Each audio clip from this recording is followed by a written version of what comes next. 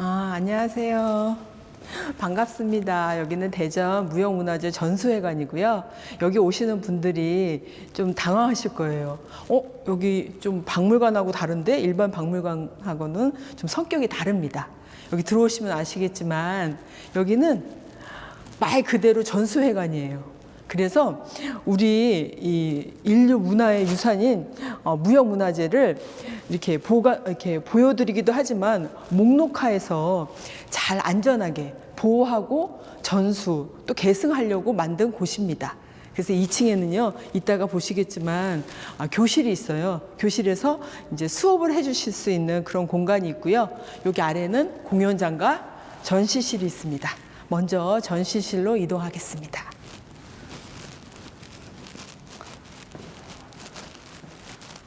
여기는 대전에서 무형문화재 관리하는 곳이 두 군데가 있습니다.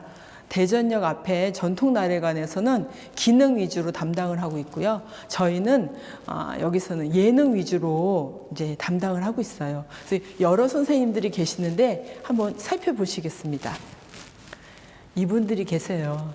여러분들 계시죠? 근데 이분 중에서 저희가 이렇게 부스화되어 있는 곳을 먼저 중점적으로 설명을 해드리겠습니다. 먼저 웃다리 농악과 들말 두레소리라는 게 있어요.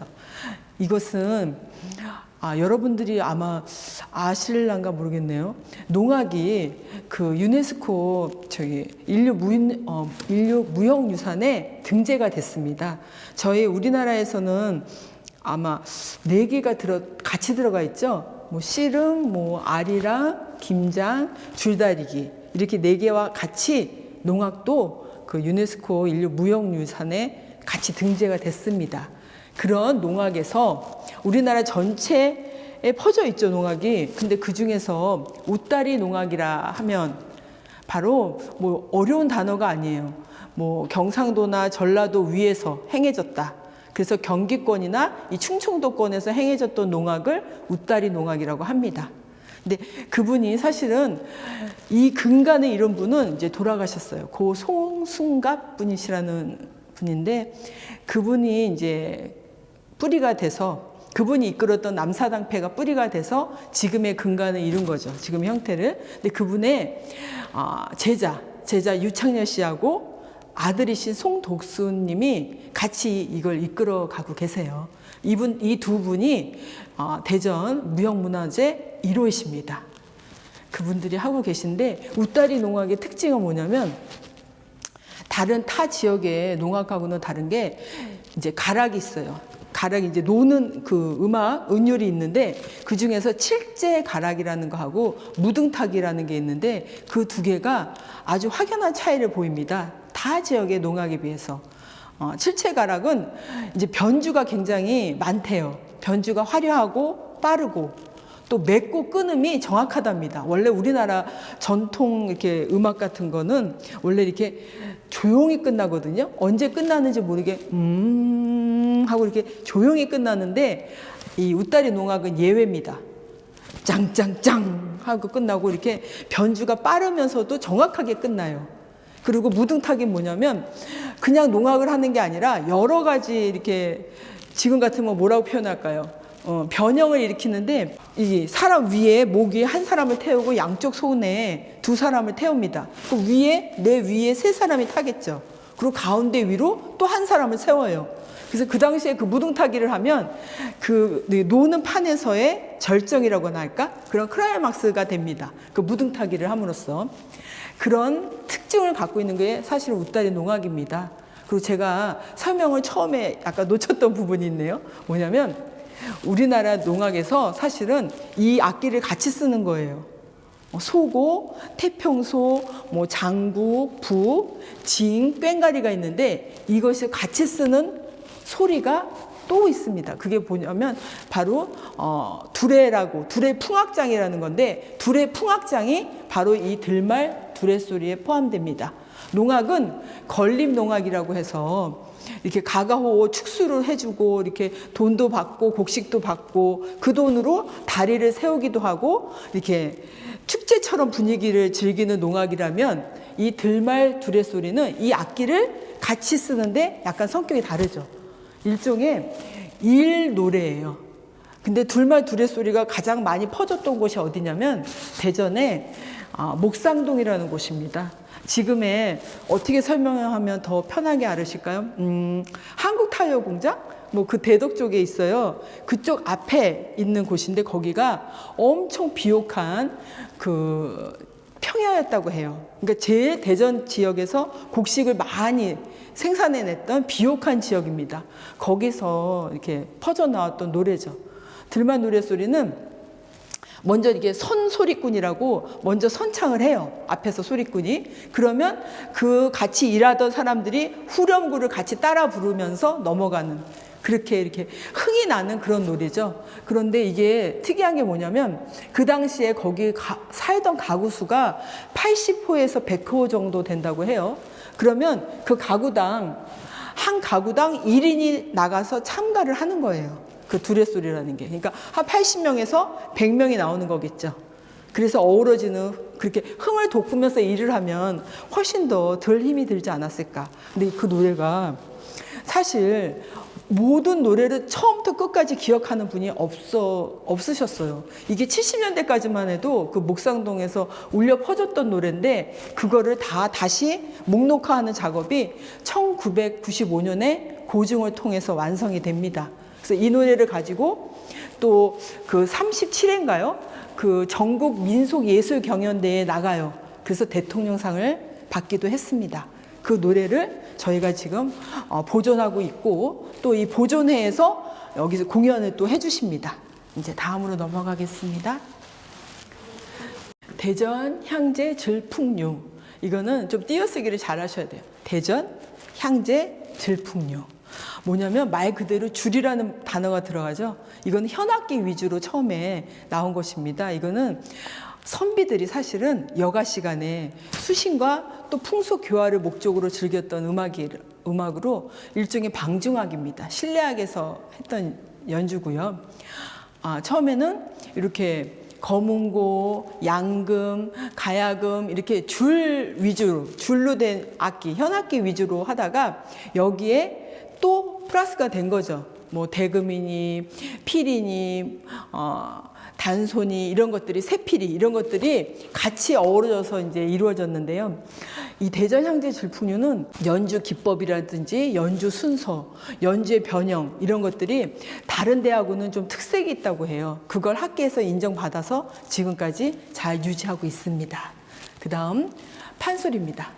판소리는 지금 선생님이 고향임 그분이 보유자세요. 근데 이분이 정말 대단하신 게 판소리에서 60이 넘으셨는데 60이 넘으신 나이에 그 춘향가 8시간에 완창하셨어요. 그걸로 굉장히 유명하시죠. 그 다음 가곡하고 제가 이 판소리를 조금 비교해서 설명을 해드릴게요. 뭐냐면 판소리는 일종의 반주가 없습니다. 여러분 안에 보이시는 저 북 있죠? 그 북을 치시는 분이 고수예요. 고수의 장단에 맞춰서 이 판소리 하시는 분이 이제 말이라는 게 있죠. 그걸 옛날에는 안일이라고 그랬어요. 안일이. 말하고 소리, 음악, 그리고 몸짓으로 이야기를 오랜 시간 전해주는 공연이 바로 판소리입니다. 그래서 이분은 뒤에 반주가 없죠. 오직 이 판소리, 북을 치는 이 장단에 맞춰서만 판소리가 이루어집니다. 그런데 이 가곡은 뒤에 저렇게 보시면 아시겠지만 아까 대전 향제 줄풍류에서 나왔던 거문고, 뭐 가야금, 뭐 저기 나오는 대금, 가는 피리 뭐 이런 것까지 악기들을 반주에 넣어요. 그 반주 위에 시조를 넣어서 노래를 부르는 것이 가곡입니다. 그러니까 이거랑 완전히 틀리죠. 여기는 악기의 반주가 꼭 있어야 돼요.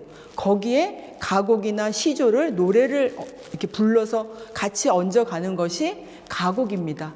이걸 정가라고도 하죠. 그러니까 이거랑 약간 좀 차이가 나요. 이거는 조금 그 당시에 평민보다는 양반 위주로 불려졌던 노래라고 합니다. 근데 이거는 남성곡이 26곡, 그리고 여성이 부르는 곡 15곡이 지금 전해지고 있어요. 근데 판소리는 남녀 구분 없이 수군가, 심청가, 춘향가, 적벽가 그렇게 5마당이 지금 수군가까지 합쳐서 5마당이 지금 전해지고 있습니다. 다음에 판소리곡법. 판소리곡법은 말 그대로 북을 치는 방법이에요.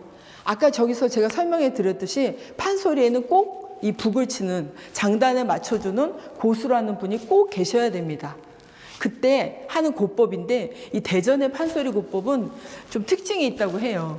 뭔가 이 변주가 좀 많습니다. 변주의 종류가 많고 굉장히 절제됐고 단정하게 친다고 해요. 기법이. 그걸로 이제 인정을 받고 있죠. 그 다음 매사냥입니다. 매사냥은 지금 솔직히 학생들 왔을 때 설명했을 때 가장 인기가 좋은 게 매사냥이에요. 여기서 학생들이 굉장히 좋아해요. 이 매사냥은 실제로 올해도 2번이나 오셨어요. 저희 무형문화재 전수회관 앞에 잔디밭에서 매를 날려주셨고요. 여름방학 때는 조금 날씨가 있기 때문에 이 공연장 안에서 매를 직접 아이들한테 보여주셨습니다. 저도 같이 그때 그 자리에 있었고요. 그런데 이 매사냥은 우리나라 삼국시대 때 그 왕족과 귀족을 중심으로 이제 했던 취미였어요. 취미 활동이었는데 이게 고려시대, 조선시대까지 이어지면서 점차 굉장히 대중화되기 시작합니다. 그래서 고려 충녕을 할 때는 그 응방이라는 관청을 다 둘 정도로 굉장히 이 인구가 늘어나요. 매사냥 인구가. 근데 지금은 안 되죠. 지금 보호 어종이기 때문에 이렇게 제한적으로 이제 보호제, 문화재 보호제 관리법에 의해서 제한적으로 전승이 되고 있죠. 근데 이분을 아까 제가 얘기했죠. 관청에 응방이라는 관청을 두었다고. 이분은 매사냥 하시는 분을 응사라고 해요. 이분이 매를 잡아서 이제 길을 들이죠. 길을 들여서 이제 매랑 같이 사냥을 하는데 저는 그 매가 혹시 그 사냥을 죽을 때까지 하나요? 하고 한번 개인적으로 여쭤봤어요. 근데 그건 아니고 1년에서 3년 정도 같이 있다가 이제 다시 떠나 보내준답니다. 그리고 우리나라에서 혹시 그 단어 들어보셨나요? 보라매라고. 저도 보라매는 들어봤는데요. 그랬더니 그 이름은 뭐 그렇게 무섭지 않은데요. 했더니 보라매가 우리나라에서 제일 용맹한 매랍니다. 그리고 그 당시에 동북아시아 쪽에서 지금 현재에서는 아마 18개국이 지금도 매사냥을 하고 있거든요. 근데 그 중에서 동북아시아 쪽에서는 우리나라 매가 가장 용맹하다고 합니다. 그래서 뭐랄까 맹수? 우리나라의 맹수 하면 곰과 호랑이만을 생각하는데 사실은 매도 굉장히 무서운 맹수예요. 이 매가 날아다녀서 하늘에서 이렇게 사냥을 할 때 그 속도가 만약 지상에 만약 포획물이 있다. 그래서 이게 내려 꽂을 때의 속도는 380km/h가 넘습니다. 굉장히 빠른 속도로 내려오죠. 그리고 여러분들 요거 아시겠어요? 요거 시침이라는 거. 그게 뭐냐면 매 이름표입니다. 시침이. 그래서 시침이 떼지 마. 뭐 이런 말 있죠? 그게 무슨 뜻이냐면 매의 이름표를 띄면 그 매가 누구 건지 몰라요. 그래서 그 시침이가 그때 나온 말이죠. 시침이. 그 이름표를 말하는 겁니다. 다음으로 가시겠습니다. 다음에는 앉은굿입니다. 앉은굿은 뭐냐면 대전에 특히 전국에서 이 충청권에만 유일하게 있는 문화예요. 굿을 하는데 앉아서 이렇게 독경을 읽으십니다. 이 분을 뭐라고 하냐면 법사라고 하는데 뭐 여자 무당도 있어요. 그런데 여자 무당 외에도 이 대전권에서는 이렇게 옷을 다 정제하고 입으시고 앉아서 이렇게 독경을 외우는 그런 앉은굿이 전반적으로 가장 많이 행해졌다고 합니다. 지금 이 분들을 다 모시고 이분들이 다 1년에 한 번씩 꼭 그 기획 공연을 해주세요. 그 공연을 하시는 공연장으로 이동해 보겠습니다. 여기가 바로 공연장입니다. 대전 무형문화재 공간에서 아마 꼬실 거예요. 여기에서 아까 보셨던 그 무형문화재 보유자 분들이 여기서 공연을 해주십니다. 1년에 기획공연이라고 해서 1년에 한두 번씩은 꼭 하시고요. 또 그 제자분들, 이수자분들하고 같이 개별적인 공연도 하십니다. 한번 둘러보시겠습니다. 사실은 리모델을 한 지 얼마 안 돼서 무대가 더 넓어졌어요. 그래서 객석에서 보시기가 아마 참 좋으실 겁니다. 한 가지 팁을 말씀드린다면 연중 공연은 무료입니다. 음악이 흘러나왔으면 더 좋았을 텐데요. 아쉽네요. 그리고 사실 공연하시는 분뿐만 아니라 전국의 어느 분이시거나 어느 단체시거나 여기 저희 전통문화재 대전 무형문화재 전수회관으로 연락을 주시면 대관도 해드리고 있습니다.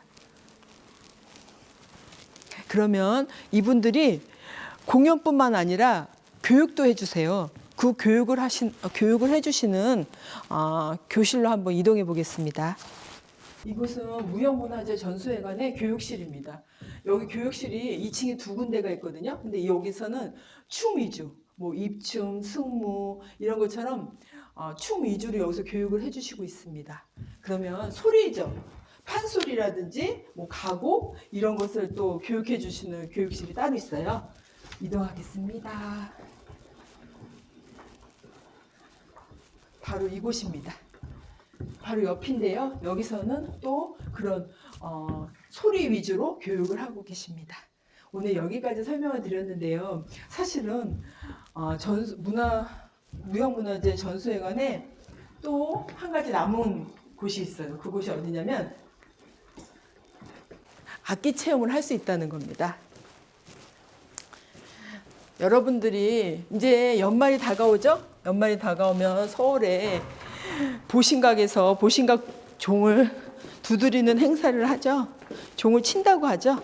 종 치는 행사를 하는데 여기는 보신각종 못지않게 이렇게 멋있는 용고가 있습니다. 이 용고 체험을 해보실 수 있어요.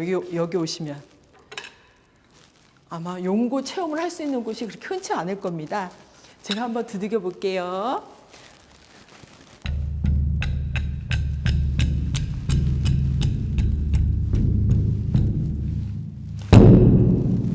바로 용고 체험도 해볼 수 있는 무형문화재 전수회관에서 여러분을 기다리겠습니다. 감사합니다.